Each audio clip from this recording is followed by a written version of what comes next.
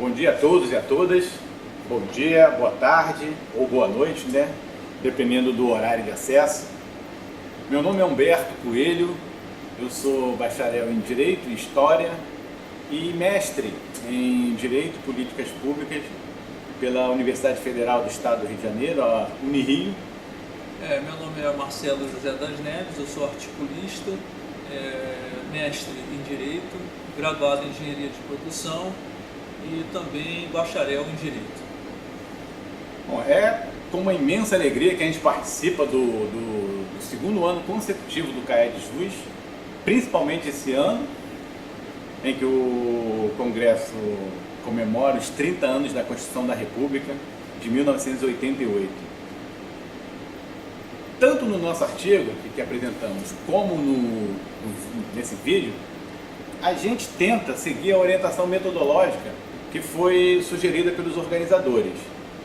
Então procuramos, na medida do possível, tentar deixar claro os seguintes aspectos: o tema tratado, o objetivo buscado, a linha de análise, a principal dimensão da abordagem, os argumentos aos quais acrescentamos alguns dados empíricos e as considerações finais, que, seguindo o mesmo eixo analítico, retornam ao início e deixam reflexões que remetem ao próprio título do nosso trabalho, né? Uma nova Constituição, a quem interessa? Enfim, hoje, nessa discussão toda, uma nova Constituição interessaria a quem? O debate hoje está forte, né? A gente vê que esse é um assunto da agenda. E exatamente por isso que a gente escolheu esse tema, né? O primeiro item sugerido pelos organizadores quanto ao tema, porque eram várias as possibilidades temáticas. O Congresso apresentou uma quantidade enorme de áreas temáticas, e isso é muito bom porque evidencia a riqueza, né, do tema, a riqueza do momento que nós estamos vivendo e a excelência do evento. Mas diante do que o Marcelo falou, diante dessa retomada do discurso alusivo à convocação de uma nova Constituinte, a gente optou por tratar exatamente desse tópico. Ou seja, em outras palavras, nós optamos por tratar da própria Constituição, porque o discurso sobre uma nova Constituinte significa dizer que essa Constituição pode estar por ser substituída. Esse é o nosso objetivo, né? Perfeito. E também já me adianto em destacar o porquê desse tema em função do sentimentalismo também, o sentimento constitucional que indubitavelmente o brasileiro tem pela Carta de 88. Isso é muito tocado aqui no artigo, fazendo referência à doutrina de Pablo Verdun. Daí porque apresentamos o artigo na área temática de temas constitucionais atuais. A principal dimensão que traçamos diz respeito a um contraponto que entendemos por essencial, né? Um contraponto, uma discussão entre dois lados que são importantíssimos para a análise da Constituição, principalmente nesse momento, que é, de um lado, o grande avanço social da Constituição da República de 1988, que é indiscutível, e, por outro lado, sua baixa efetividade, que para alguns também é indiscutível, mas apresentamos aqui algumas razões pelas quais a gente questiona os motivos dessa baixa efetividade. Então esse é o principal eixo de análise que percorre todo o artigo. Baixa efetividade essa que advém em boa monta de contrarreformas à própria Constituição, máximo no plano infraconstitucional, né? No ordenamento infraconstitucional, e também por omissão, né? Esse aqui está aqui, esse ponto do ponto seguinte, sugerido pelos organizadores, que é em relação aos dados e argumentos. E a gente procura apresentar, exatamente isso que o Marcelo falou, a gente procura apresentar as razões dessa baixa efetividade e a gente aponta, são várias as razões, mas a gente aponta, numa breve síntese, a gente aponta exatamente para esse movimento de contra-reforma. Se a gente entender que a Constituição da República de 88 foi uma grande reforma no sistema político, no sistema social, a sociedade civil de uma outra forma, e isso chamou a atenção. Então tem uma série de contra-reformas conservadoras, tanto no nível constitucional, daí nós temos essa quantidade enorme de emendas. 99 emendas, sendo 20 delas no capítulo da tributação e orçamento e também da ordem econômica e social. Pois é, tanto no plano constitucional quanto no plano infraconstitucional. Então nós tivemos várias normas infraconstitucionais que impediram, que contribuíram de forma decisiva para essa baixa efetividade social. Só para citar um exemplo bem recente, a Lei 13.467, que é a chamada reforma da legislação trabalhista. Sem embargo, né, Roberto, da própria omissão, né?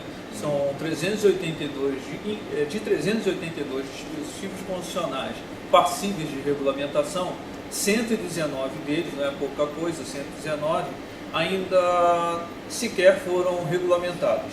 E desses 119 dispositivos não regulamentados, 29 ainda não foram objeto nem mesmo de proposição dentro do parlamento. E a grande maioria diz respeito, evidentemente, aos direitos sociais. Essa apresentação é uma apresentação sintética, mas o artigo ele se aprofunda bastante, traz bastante dados em relação a esse aspecto que a gente está apresentando. Até mesmo em notas de rodapé, né? Pois é, bastante coisa. Então, é fato que há uma certa frustração na sociedade brasileira, isso é inegável, uma frustração decorrente dessas expectativas criadas que não foram implementadas. Porém, e essa é a principal mensagem do nosso trabalho, os riscos de uma nova Constituição, que uma nova Constituição oferece, eles, do plano de vista social, eles são enormes. São enormes. Por quê? Porque uma nova Constituição, na verdade, é o poder constituinte originário. A gente não sabe o que vai ser mantido em termos daquele núcleo dos direitos sociais. Ou seja, apesar de toda essa frustração, os direitos sociais que a Constituição estabeleceu estão lá, estão previstos e estão protegidos, porque são cláusulas pétreas e não podem ser mudadas senão por uma nova Constituição. E uma nova Constituição, só Deus sabe. Não, e também do ponto de vista jurídico estrito, nada justifica uma nova Constituição, até porque não há previsão na Carta de 88 para isso. E como não poderia haver, o ministro Aires Brito, com muita pertinência e felicidade, diz, né, nenhuma Constituição nasce para ser coveira de si mesma. O ministro Barroso também vai na mesma senda e destaca, se quer se fazer uma revisão, uma reforma, há a base em emenda constitucional. Essa é a previsão, emenda constitucional. Pois isso é importante esse detalhe, porque passa de despercebido uma coisa, que se a gente fizer a comparação entre o processo legislativo, o processo de alteração da Constituição de 88 e o processo da Constituição anterior, a Constituição de 88 ela é mais fácil de ser emendada. Por que ela é mais fácil de ser emendada? Porque o Constituinte entendeu que realmente tinha criado uma gama muito grande de direitos que poderia apresentar determinados embaraços no mundo prático. Só que isso em termos de emenda, não em termos dos direitos sociais protegidos por causa pétrea, porque esses direitos estão lá protegidos, esses direitos não podem ser alterados de forma alguma, senão por uma nova Constituição. Então o grande risco seria, na verdade, por conta de toda essa frustração, por conta dessa frustração que se defende, seria, na verdade, em jogar fora o bebê junto com a água do banho, né? E também não podemos esquecer que nas últimas décadas, principalmente, o direito avançou muito, né, em termos de técnicas jurídicos constitucionais. Só quero lembrar aqui a mutação constitucional, que também é citada no artigo. Se você quer uma atualização da Constituição, a gente tem essa ferramenta, esse instrumento interpretativo, a mutação constitucional.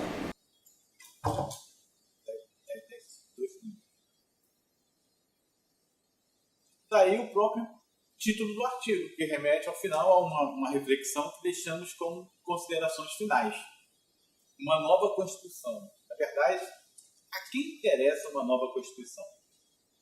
Só para terminar, a gente gostaria de ler um trecho final do... Você vai ler? Posso ler? Final do artigo? Nada justifica o discurso cíclico que toma novamente corpo no meio político, quanto à necessidade de uma nova Constituinte. Discurso particularmente perigoso em momentos de apreensão social. Discurso que ressalta apenas o desalento em torno dos direitos não concretizados, sem dar o merecido crédito aos avanços obtidos, como falamos aqui. Discurso que chama atenção apenas para aquilo que não foi e põe em risco a grandeza daquilo que foi ou que se pretende ser.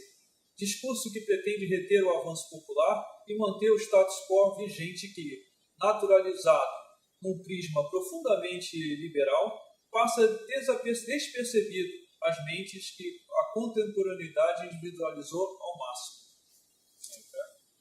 Só para terminar mesmo, lembrando de uma das várias entrevistas que o grande Ulisses Guimarães deu, numa das entrevistas ele falou, naquela época, nas discussões da Assembleia Constituinte, que a nação brasileira, que a nação tinha um grande débito com o povo brasileiro. Na verdade, um grande débito não. Tinha 3 dívidas com o povo brasileiro. A primeira dívida era uma nova Constituinte.